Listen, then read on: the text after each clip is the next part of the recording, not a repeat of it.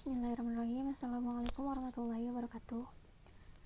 Di dalam video ini saya akan menampilkan dan menjabarkan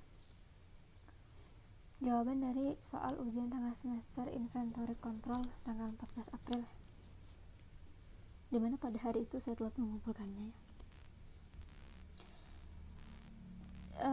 Di sini saya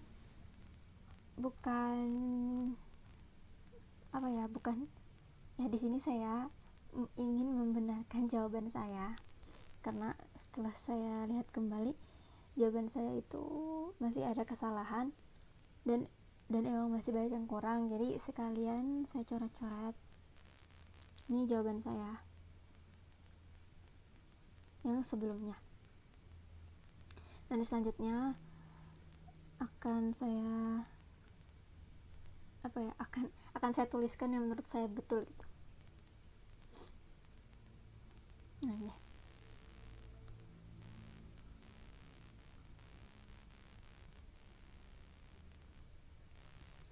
Oke. Bismillah ya. Nah, di sini yang berwarna kuning ini adalah hal-hal yang diketahui. Di sini yang diminta adalah tuliskan rumus persediaan optimum dan berapa jumlah persediaan optimumnya. Yang bagian A ini bisa kita dapatkan di materi sebelumnya di PowerPoint ya. Dan rumusnya adalah sini. Ini jawaban saya. Yang sebelah kiri sini adalah jawaban saya.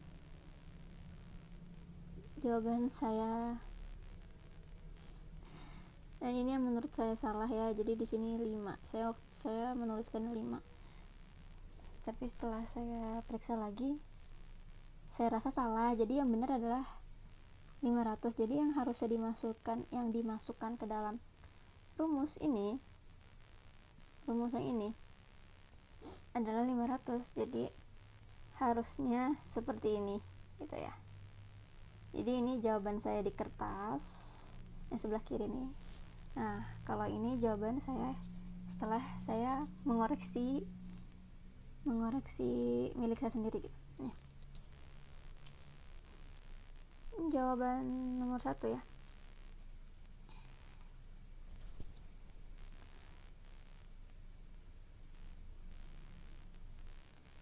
Berlanjut ke nomor 2. Oh iya, sebentar.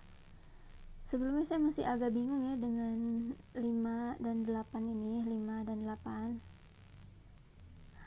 Awalnya saya bingung mau memasukkan yang mana, yang 5 atau yang 8. Akhirnya saya pilih yang 5. Tapi kalau dibaca lagi, saya berpikir mungkin yang 8 dan yang 5 ini kan hanya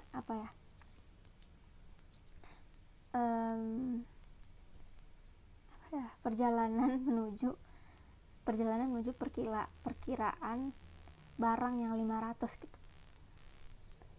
Jadi mungkin di sini yang pemeran utamanya ada 500. Jadi makanya saya beranggapan bahwa yang benar adalah demandnya adalah yang 500 ini.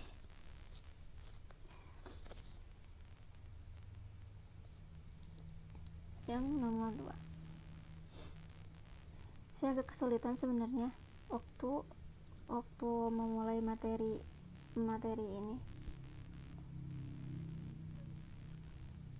Saya tulis sini. Ini saya tuliskan di sini Q1, Q2, Q3, Q4. Di sini yang diminta adalah biaya variabel.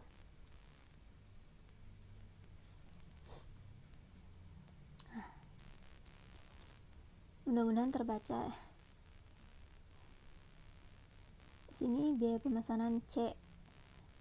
Sini yang ini H 500, yang ini P. Karena di soal tidak ada biaya pembelian, itu biaya beli,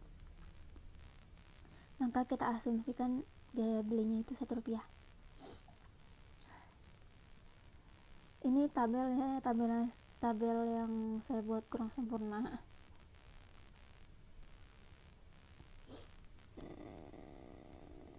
Nah, ini rumusnya. ZCE. Di sini ada ZCE dan ada QCE. Z adalah biaya variabelnya, sedangkan Q adalah barang pada per periode gitu, barang per periode. Nah,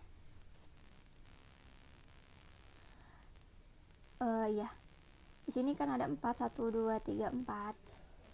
Jadi nanti akan ada tabelnya 4 kali 4 ada 16, ada 16 kotak. Tapi karena di dalamnya itu ada 12, 21, 13, 31 dan itu. Nah, ini seperti yang saya tulis di sini, yang panjang ini yang Z. Karena Z21 sama dengan Z12, Z31 sama dengan Z13. Nah, yang ini saya salah menuliskan, harusnya Z41 sama dengan Z14 gitu. Nah, ini karena ini sama, jadi yang ditulis adalah salah satunya gitu. Kita mulai yang dari Z11. Karena waktu itu saya agak kesulitan memahami rumus ini gitu. Jadi saya waktu itu mengumpamakan di sini adalah ZCE, CE-nya adalah CE-nya adalah 11. C adalah tokoh utama. Nah, itu dia. Kenapa di sini Q11? Nah, ini Q11. Karena di rumus adalah QCE. CE-nya di sini adalah di Z. Nah, berarti yang ini Z11. Di sini juga Q11. Kenapa yang Z11 di sini Q11 dikurangin Q11? Karena dari sum ini adalah I sama dengan C. Udah kita anggap C ya, berarti C sampai dengan E, berarti ini 1 sampai 1. Nah, tadi saya sudah katakan Q adalah demand gitu ya, permintaan pada periode tertentu gitu. Nah, ini Q, ini Q nih, Q1, Q2, Q3, Q4. Kalau Q11 berarti Q11. Nah, berarti hanya yang ini saja, maka di sini saya tuliskannya hanya 6.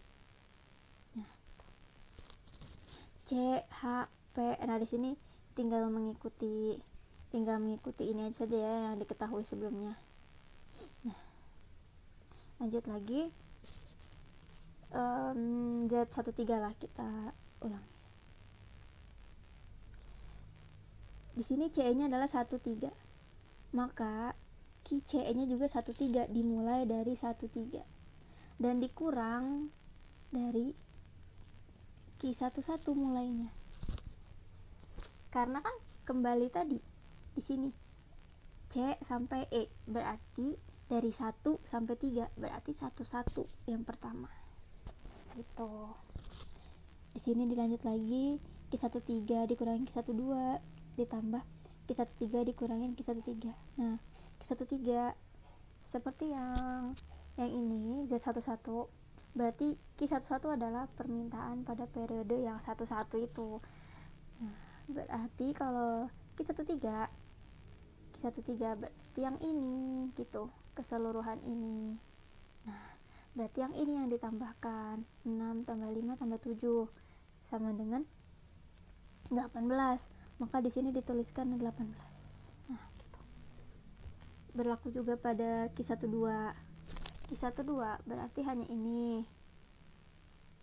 Berarti hanya 6 dan 5 saja yang ditambahkan, maka ditulislah di sini 11 gitu.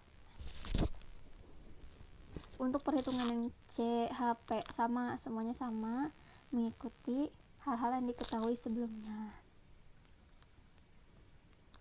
Ini misalkan, nah sebelumnya di sini yang ini adalah yang tokoh utamanya 1, maka diawali dengan yang pengurangannya adalah 11. Kalau yang ini mengulang ya, tadi terputus sini.